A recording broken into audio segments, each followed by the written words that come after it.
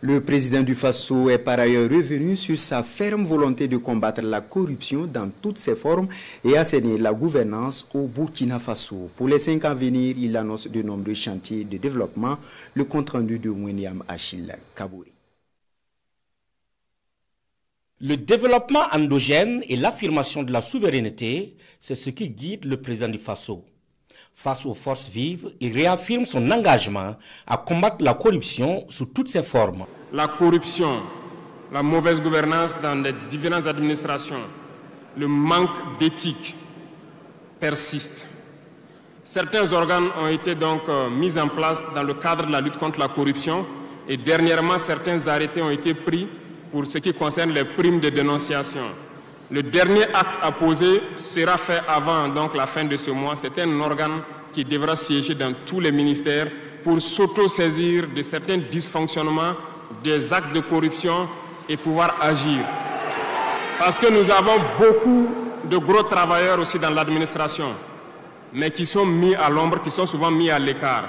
Parce que pendant longtemps, ce sont les plus corrompus, les plus malhonnêtes qui ont été mis à la lumière, c'est eux qui bénéficient de tous les avantages. Et je dis donc aux travailleurs de faire attention à ces individus qui sont en train de perdre leurs privilèges, parce qu'ils vont continuer de vous manipuler, de vous intoxiquer et de vous envoyer dans de mauvais pâturages. Atteindre l'autosuffisance alimentaire, l'offensive agricole du président du Faso se poursuit cette année. Les agriculteurs auront un accompagnement du gouvernement. Plus de 90% de notre population est paysanne, mais pendant des décennies, ils n'ont jamais senti l'intéressement donc à leur public. Et c'est pourquoi nous avons décidé d'entreprendre un certain nombre d'initiatives, d'actes que nous posons. Nous aimerions pouvoir labourer tous les champs de tous les paysans de Burkina Faso, les donner les semences qu'il faut et les permettre de pouvoir avoir les intrants nécessaires à coût subventionné pour pouvoir nous aider dans la lutte contre l'insécurité alimentaire. Parce que l'autosuffisance alimentaire est un droit. Construire et désensabler un certain nombre de barrages va concourir à l'atteinte de l'autosuffisance alimentaire. Le président du Faso compte aussi redessiner les villes du Burkina Faso. Nous avons un processus de pouvoir concentrer les villes à travers donc des constructions à hauteur. Pour cela, nous avons un plan que nous avons établi pour pouvoir aller d'un quartier et concentrer le maximum et maintenant étendre aux autres quartiers. Certainement, si les gens sont déplacés dans ces quartiers, beaucoup de terres vont se libérer pour pouvoir maintenant dessiner de bons plans pour nos villes.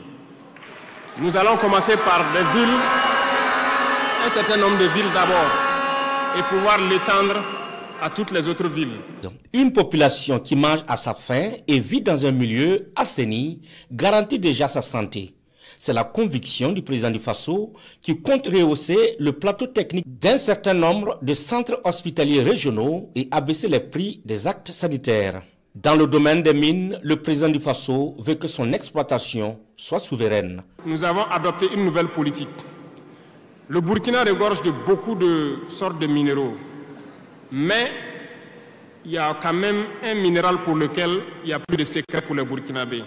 Et je m'en vais là saluer donc nos vaillants orpailleurs, très courageux, qui arrivent à rentrer dans les profondeurs de nos terres pour sortir ce minéral-là.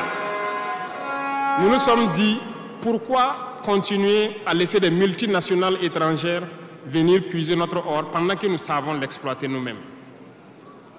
Voilà pourquoi nous avons ordonné au ministère de réorganiser les orpailleurs. Et le gouvernement va prendre en compte l'exploitation de l'or. Plusieurs permis, comme je le disais, seront retirés de certaines personnes et nous allons l'exploiter nous-mêmes. Nous avons édicté un nouveau code donc, minier qui est actuellement à l'Assemblée et j'espère qu'il sera voté donc, dans la semaine prochaine pour imposer un nouveau modèle aux différentes entreprises qui vont venir pour exploiter l'or ici, pour que le maximum de profit soit pour l'État. Revenant sur l'initiative pour l'éducation de qualité, le chef de l'État annonce la construction d'infrastructures et de revenir à certains fondamentaux de discipline et civisme. Il annonce par ailleurs la poursuite du paiement de la dette intérieure. Les banques sont interpellées à accompagner les jeunes dans la création d'entreprises. Je profite, interpeller donc le monde encore des banquiers, de revenir avec des propositions parce que nous avons des solutions, mais peut-être pas de bonnes solutions pour eux. Mais il faut qu'ils reviennent un peu pour nous appuyer à pouvoir aider les jeunes à s'en sortir. Le cas échéant,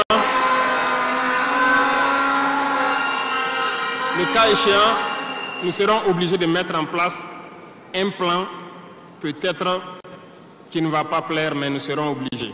Le président du Faso, qui annonce un remaniement ministériel, pense à consacrer un ministère plein à la jeunesse et à la formation professionnelle.